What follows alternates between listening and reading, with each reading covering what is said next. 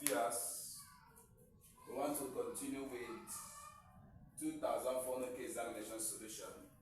This is the subject economics.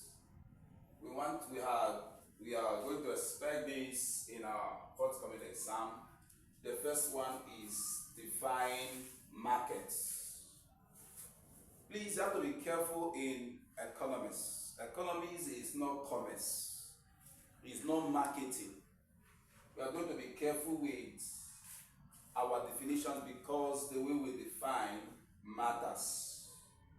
We are going to define based on economics, not based on our view in our accounting, in our commerce, in our marketing. This is the first question is define markets. Markets. Number two, the second question is explain the term labor market. Very simple. The third one is what is central bank. Number four is give two functions of the central bank. We have what is taxation. Please, it's not tax. They said what is taxation. The next I have give two examples of direct tax. I have number three. No, the next one is give two rationales for international trade. I have who is a bank customer. For some of you that are that will be studying banking and finance in the university, this is very, very critical. And the last one is calculate the range and the mean score of this. We are going to calculate the mean score. Please, as we go, I will not be writing much. I will just be defining. Pick up your biro, pick up your exercise book to pen down all this. What is market? I was teaching somewhere and I asked students, what is market? Funny enough, students having this assumption that he knows the meaning of market. He said that market is a place where we buy and sell. Please, that was then. It's not correct. In economics, if you define market as a place where you buy and sell, you have failed it entirely. Please don't define market as a place. Based on the introduction of computers and computer-related things, market is no more defined as a place where we buy and sell place. Because nowadays you can be in your house and make an order. You can be on your bed and make an order, and that thing will come to your house. Are you telling me that your house is now a market? Now, please, I would like you to know there's something we call market and there is something we call marketplace. Therefore, market is defined as any arrangement that brings buyers and sellers of a given commodity together for the exchange for the purpose of exchange. I repeat again, any arrangement that brings buyers and sellers of commodity together for the purpose of exchange. That is a clear definition of market. Another person can define market as a system whereby goods and services are exchanged between buyers and sellers at a defined price. A system whereby goods and services are exchanged between buyers and sellers at a defined price. It can be an arrangement that brings buyers and sellers together. It can be a system that brings buyers, a system whereby goods are exchanged between buyers and sellers. Please remember, I used commodity, I used goods. There's a quite difference between goods and commodity. Goods or products are not yet a commodity until it has been offered for sale at a particular price. Something must be offered for sale. Something must have a price for it to be offered to the market. Market, as I said, is not a place. Don't define it as a place where goods and services are bought. No, it is an arrangement. If you say it's a place, you have a minute understanding of what market is. It's just an arrangement. It can be a place in your financial accounting, but in economics, based on the introduction of the computers and computer-related gadgets, markets is no more a place where we buy and sell. That can be called a marketplace. Market is an arrangement because you can be in your house and make an arrangement, you order for something and the thing will come to your house when you must have paid. It is therefore an arrangement. That is market.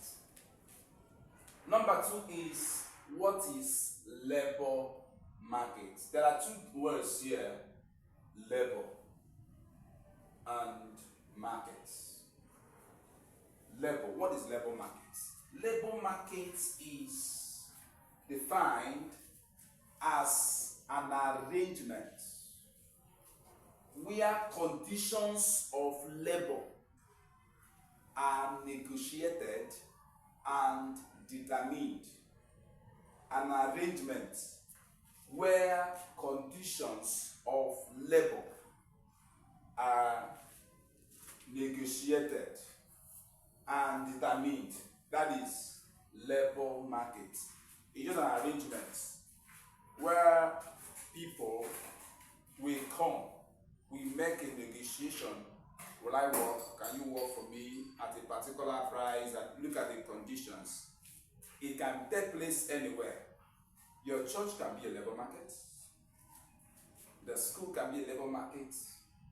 Anywhere or any arrangement where conditions of labor are negotiated and determined, that arrangement is called labor market.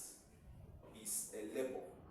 You know very well that labor involves physical and mental effort that is geared towards production of a particular goods and services. It can involve mental, it can involve physical effort. Therefore, any arrangement that brings people, seekers of labor, and employer of labor together is called labor market. Understood? Please, as I'm defining, keep dropping your comments. The next one is what is central bank. Please, whether they often write Abbas Bank. Abbas Bank. Abbas Bank and Central Bank, they are the same. Therefore, what is Central Bank?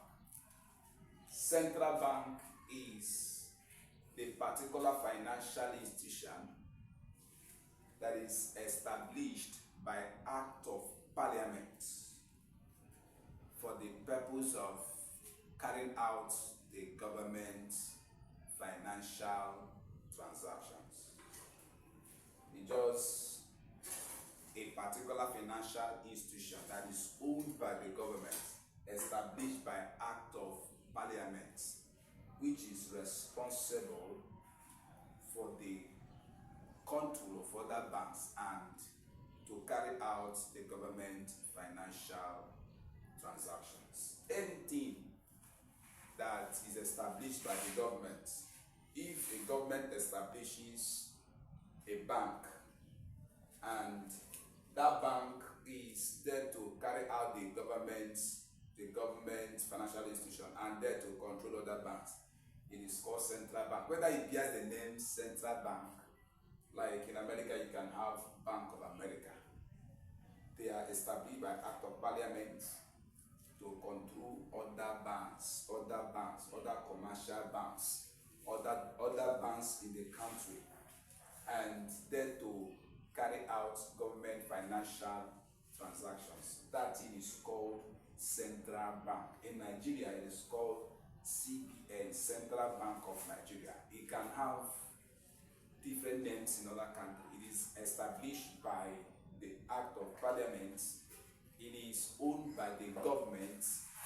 It is carrying out government financial transaction. That is central bank. Now the next one is give two functions of the central bank. Functions. Like you've known, functions of the central bank. The first one, there are many of them, but we are told to get or list two functions. The first one that is very, very critical, I want to start from the biggest one. Central bank is also called the Apex Bank. Now the function is, it is the banker's bank. It is the banker's bank. What do I mean by banker's bank? You know, oftentimes we call the person working in the bank, we call the person banker. It's not true. The person working in a bank is not called a banker. It's called a bank staff. Are you following me? The banker is other banks that are not central banks. As individuals can go to make deposits in commercial banks, which is also called bankers, they go to central bank to lodge in their money. Therefore, central bank is the banker's bank, meaning that other banks have an account with central bank. As you approach First Bank as an individual to make your deposit, that is where you open your own account. First Bank goes to central bank to make their own deposit. It means that they have their own bank accounts with the central bank. As I have my own account in my bank, I have an account with UBA. UBA have their own account with their own account number. That is why it is called the banker's bank. The second function is that the central bank controls other banks. There are many ways as the banks, commercial banks, have their policies. Those policies were given to them by the central bank. The central bank is responsible for the control of the commercial banks and other banks. I can give you as many as functions. Number 3 function of the central bank is that central bank is responsible for the monetary policies of the country. They are the ones that issues out policies as long as it has to do with money. It is the function of the central bank. Remember, as I said, that central bank is a bank that was established by Act of Parliament. The functions, remember I said, is the banker's bank. If you want to make a little note note on the banker's bank. Remember, as I said, the banker is the commercial banks and other banks that are in the country. As individuals have direct access to commercial banks have their own accounts. They lodge in their money. They can go to central bank to make deposits and to withdraw. That is how it is called the banker's bank. The next question we have is taxation. Please, they didn't say tax. They said taxation. Taxation is different from tax. I'm going to give you the difference between tax and taxation so that when you see the question, you'll not be answering questions on tax thinking that you are answering taxation. As food is different from eating, that is how tax is different from taxation. Taxation is the act of imposing the compulsory levy by the government on individuals' income and on corporate bodies.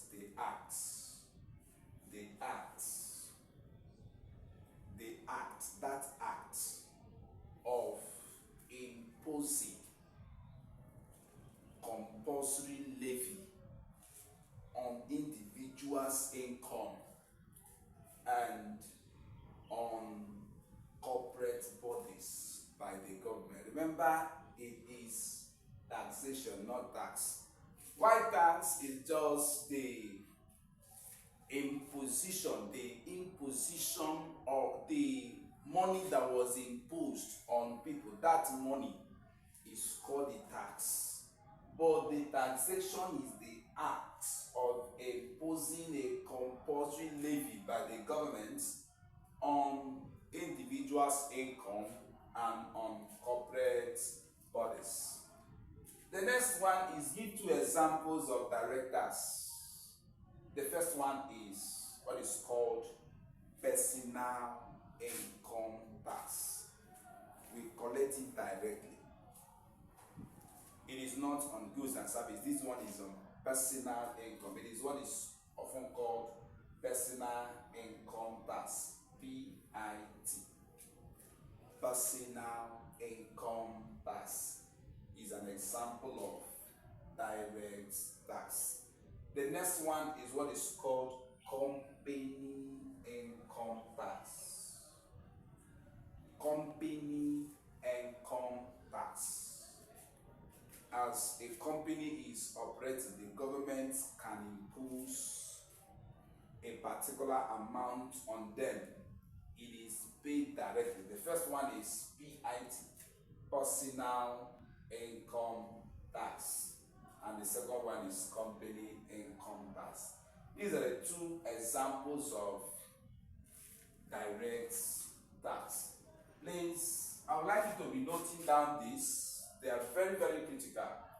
As I say, the markets, as I say, the labor markets, as I've explained in central banking, I've given you banker's bank, I've given you taxation, and I've given you two examples of direct tax. The next one is the rationale, the basis. Why must international trade take place? That's a simple thing. Give two rationales for international trade. You've known that international trade has been defined as the trade between two or more countries. You've known between two or more countries, like the trade between Nigeria and Cameroon, between Nigeria and Ghana, between America and England. Provided it existing between two or more countries, it is called international trade.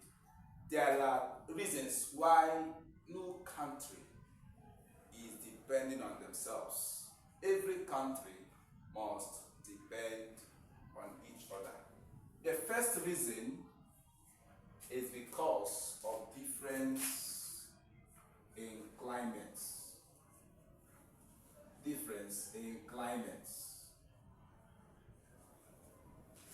Difference in climate is part of the reasons why there must be international trade. The first thing you are going to understand is what can grow here may not grow there. What can grow here may not grow there. And just because of the difference in climate, there are climatic conditions that will make this thing to grow here. Because naturally there are some things that can grow in Nigeria here. If you go to America, you can't find it. And people must exchange. That is why there is no country that depends on themselves. No, that's the way God made everything. Number two is difference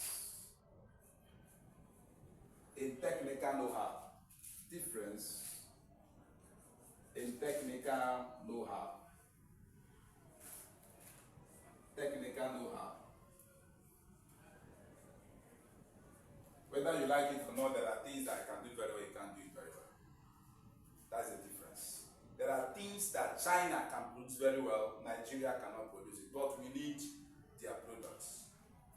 There are things that Nigeria can do very well that China, no matter how they do it, no matter how they try, they can't do it. That's what God created. There are things that America can do very well.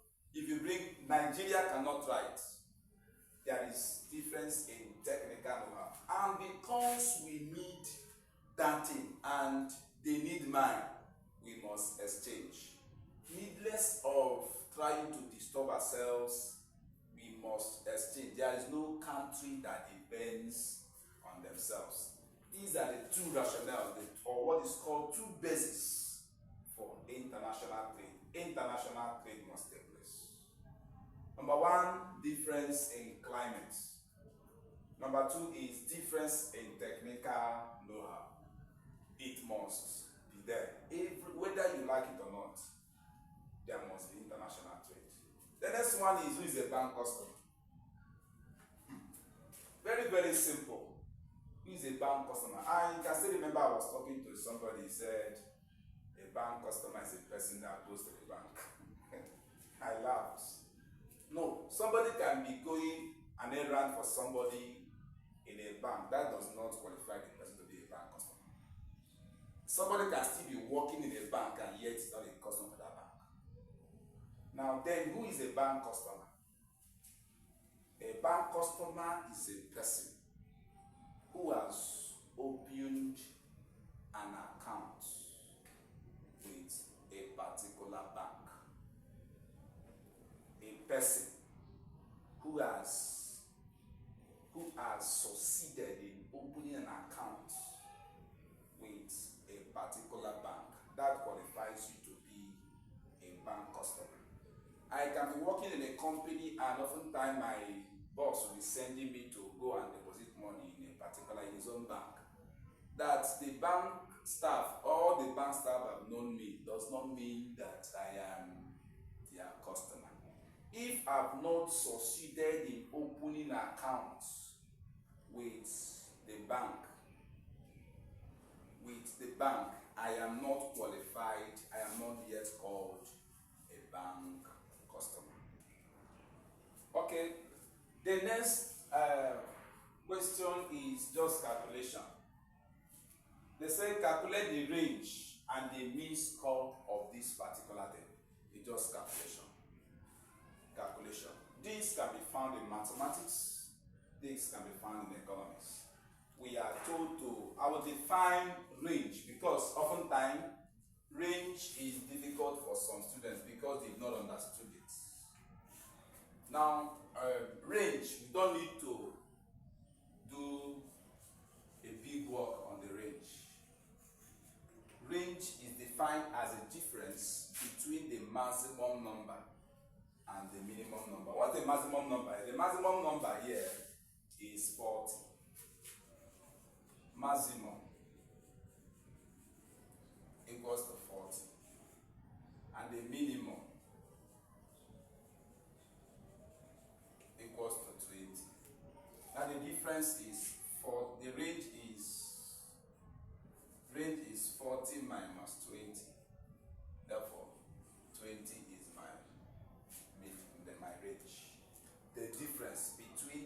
maximum number and the minimum number. That's the range. Number 2 question is find or calculate the mean score. This one involves table of frequency.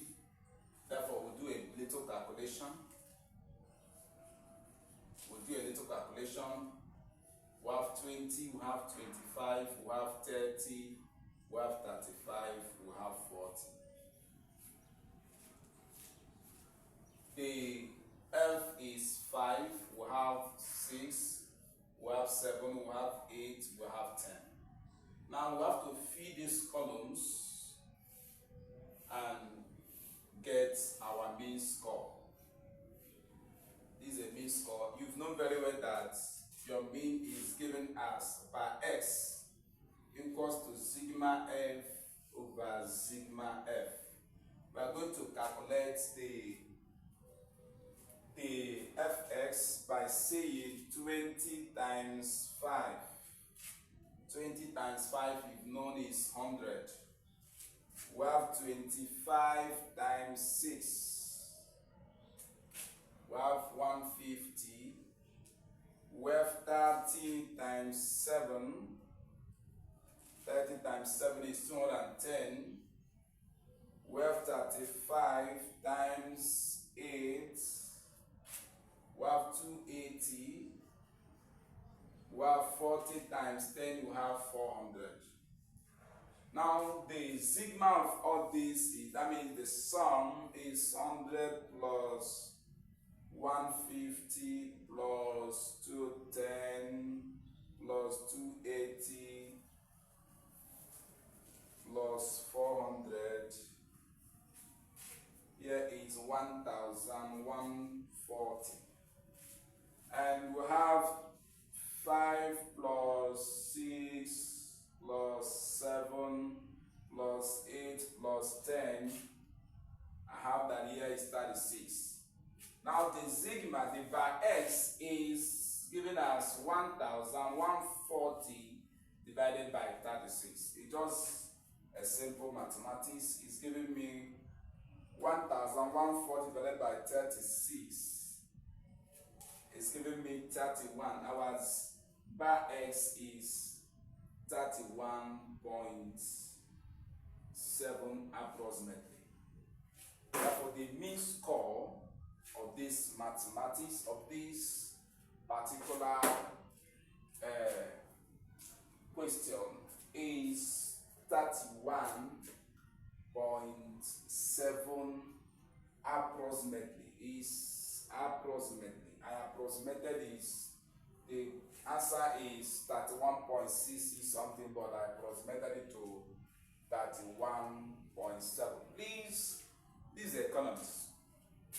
Very, very easy, but it needs you to sit down and differentiate what we have in economics from what you have in accounting. Please, it's normal that the reason why you are coming to school is to learn, to unlearn, and to relearn. You've known that very well that a bank customer is not a person that goes to the bank. It's not a person that works in a bank. If the person working in that bank has not established, open an account with that bank, it's not yet a customer. The customer to a bank is a person that have opened an account with the bank.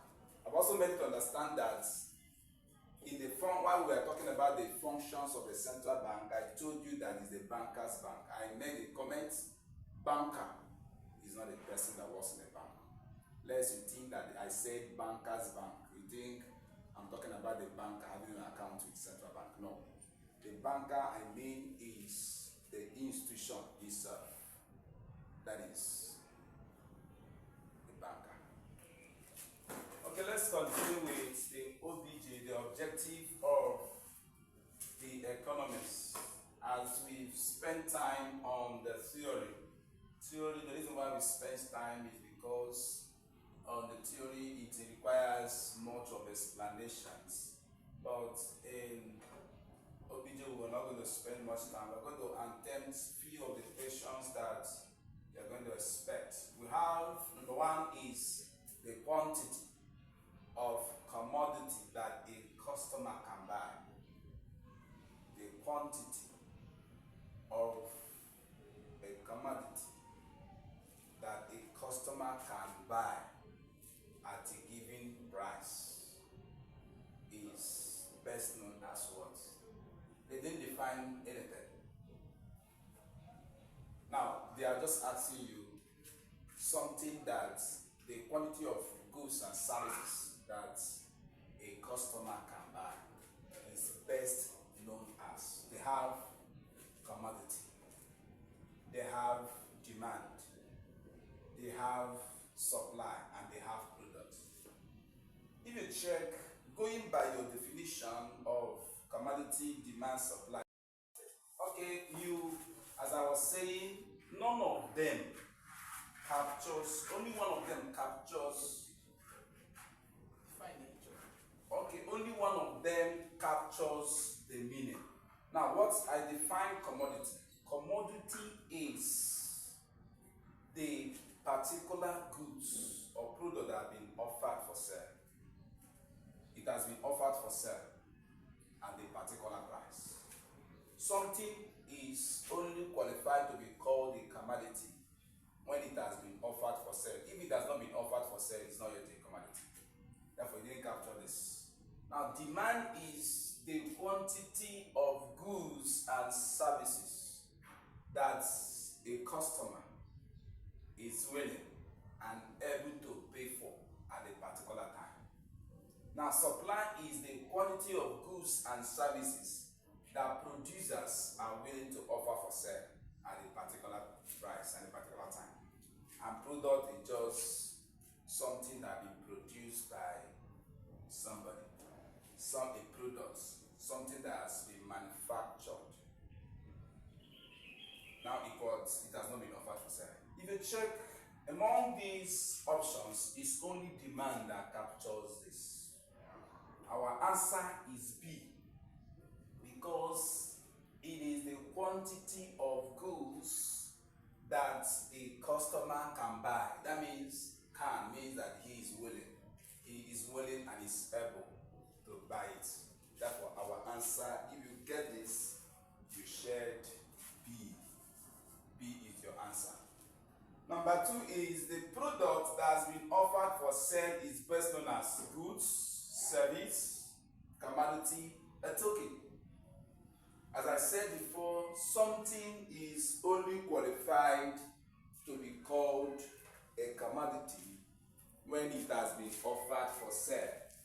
Goods may not have been offered for sale. Service is an intangible thing. It may not have been offered for sale at a particular price. But when goods and services have been offered for sale at a particular price, is now called what a commodity. Therefore, the product that has been offered for sale is known as C is the answer. C is the answer. And the last one is the exchange of commodity among 4 countries is known as what? Remember, it is not between 2 countries. 4 countries, maybe example Nigeria, Ghana, Cameroon, and Niger Republic. The particular trade among 4 countries is known as what? The first one is terms of trade. No. Second one is home trade. The next one is, if you check very well, it's not home trade. Home trade is the type of trade that takes place between the citizens of a country, inside the country, is home trade. Home trade, or it's what is called internal trade. But these 2 ones are the ones that might confuse you, because there are 2 types of international trade that we have. We have bilateral. Bilateral trade is by 2. That means the purchase, the exchange of goods and services between 2 countries is, therefore, this